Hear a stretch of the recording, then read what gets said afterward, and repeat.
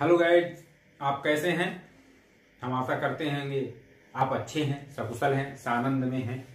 आज हम आपको व्याकरण, जो वह शास्त्र है जो हमें शुद्ध रूप से पढ़ना, लिखना, बोलना आदि सिखाता है, तो उसी कड़ी में हम आज चलेंगे। भाषा, बोली, लिपि और व्याकरण।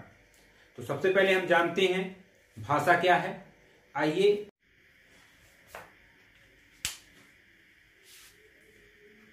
भाषा वह समर्थ साधन है जिसके द्वारा मनुष्य बोलकर या लिखकर अपने भावों तथा विचारों को प्रकट करता है।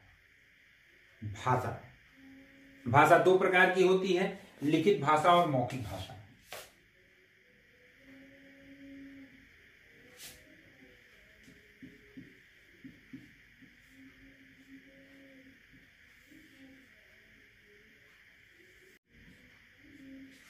भाषा तीन प्रकार की हो गई। दो मुख्य रूप से है, लिखित भाषा, मौखिक भाषा और उसके बाद सांकेतिक भाषा। इसके नीचे इसकी उदाहरण बताएंगे। लिखित भाषा क्या है, अब इसी भाषा में हम उसको समझ लेंगे। भाषा की परिभाषा में लिखित भाषा वह है जिसके द्वारा मनुष्य अपने भावों तथा विचारों को लिखकर प्रकट करता है, तो लिखित भाषा हो गई। फिर भाषा जिसके द्वारा मनुष्य, मौखिक भाषा जिसके द्वारा मनुष्य बोलकर अपने भाव विचारों को प्रकट करता है। और सांकेतिक भाषा जिसके माध्यम से मनुष्य अपने भाषाओं को इशारे में व्यक्त करता है। अब मनुष्य का इशारा है, हमें पुस्तक, चूंकि वो लिखा हुआ है और हम पढ़ रहे हैं, अखबार वो छप के आता है और हम पढ़ते हैं, और पत्र, किसी के द्वारा पत्र दिया गया और उसको हम पढ़ रहे हैं। मौखिक भाषा में हम आपस में बातचीत करते हैं, वो भी मौखिक भाषा है। जैसे मैं अभी आपको पढ़ा रहा हूं और आप सुन रहे हैं, ये मौखिक भाषा है। और जो मैं लिख रहा हूं और आप पढ़ रहे हैं, लिखित भाषा है। यहीं पे दोनों का उदाहरण है। और मैं आपको इशारे से जो बातें बता रहा हूं, ये भी है।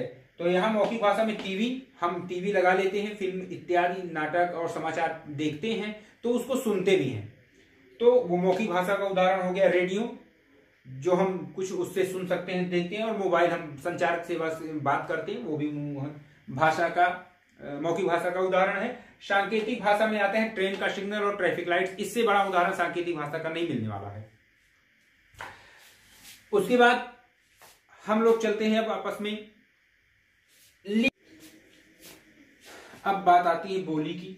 एक छोटे से क्षेत्र में बोले जाने वाली भाषा बोली कहलाती है, जो हम लोग आपस में बोल लेते हैं।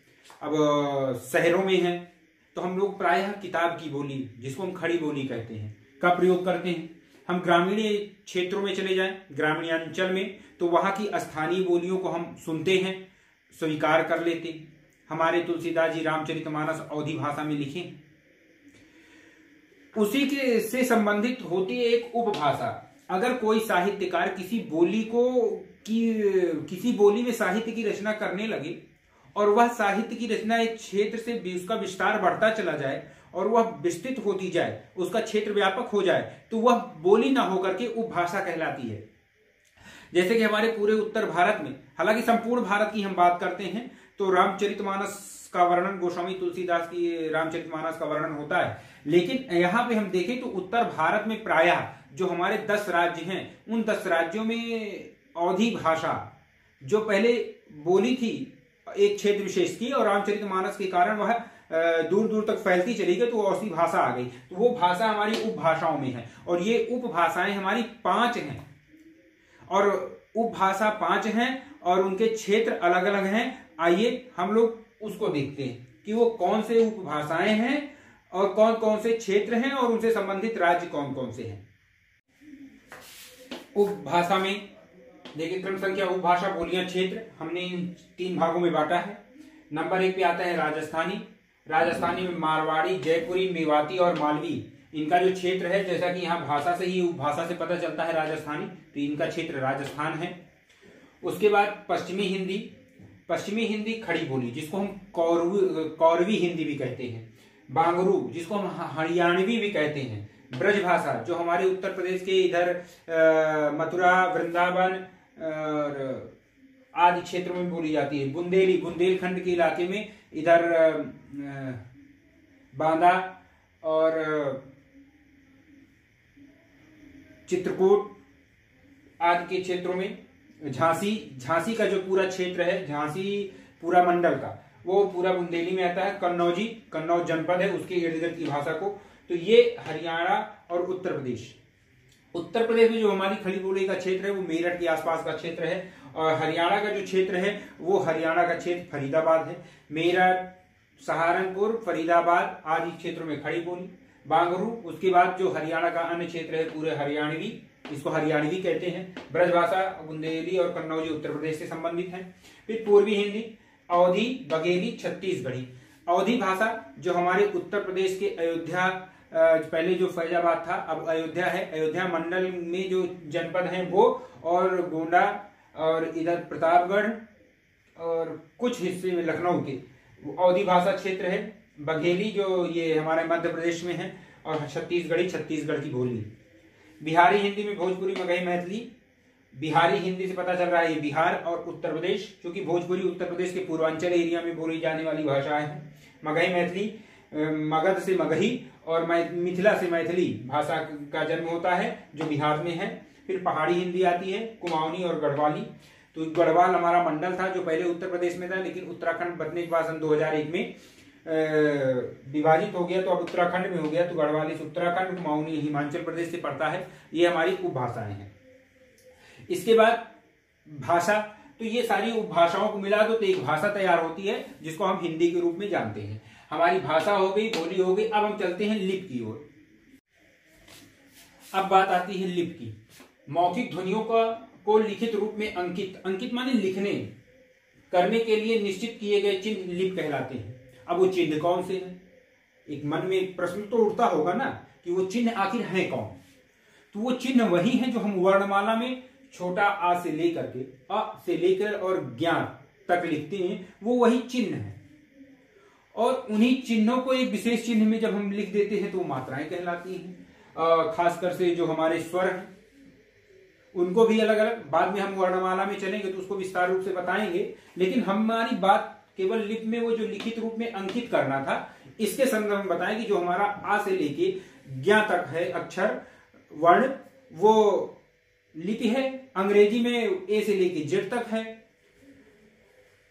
तो वो जिस शैली में हम लिखते हैं वो शैली ही लिपि है। इसके लिए विभिन्न भाषाएं हैं और उन भाषाओं में अलग अलग लिपियां हैं। तो हमारी हिंदी हो गई, संस्कृत हो गई, गुजराती हो गई, मराठी हो गई, वो सब देवनागरी लिपि में। जो हमारी हिंदी है, संस्कृत है, जिनको हम लिखते हैं जिस भाषा में, जैसे मैंने जिस रूप में लिखे हैं ये भाषाएं, ये जो लिपि है ये लिपि देवनागरी लिपि कहलाती है। हिंदी की भाषा देवनागरी है, पंजाब की गुरमुखी है। तो हम लिपियों का वर्णन केवल हम लिपि की परिभाषा से संबंधित रखेंगे। और हिंदी और संस्कृत की जो लिपि है, हमारी लिपि खासकर से हिंदी और संस्कृत, ये देवनागरी